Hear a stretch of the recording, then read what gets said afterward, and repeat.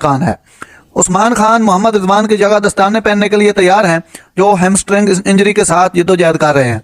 उन्होंने मंगल को मुनअक़िद तरबियती सेशन में हिस्सा नहीं लिया। सीरीज के बकिया मैचेस से बाहर कर दिया गया है। इरफान खान नियाजी बकिया 2 T20 मैचों से बाहर हो गए हैं। फ़खर जमान और इमाद वसीम सीरीज के अपने पहले मैच खेलेंगे। बिलतरतीब पाकिस्तान की बैटिंग और बॉलिंग ऑप्शंस को मजबूत करेंगे।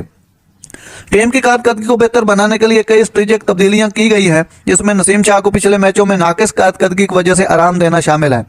मिडल ऑर्डर में ऑलराउंडर शादाब खान और इफ्तिखार अहमद शामिल होंगे, जबकि अबरार अहमद की जगह उसामा मीर को टीम में शामिल किया गया है।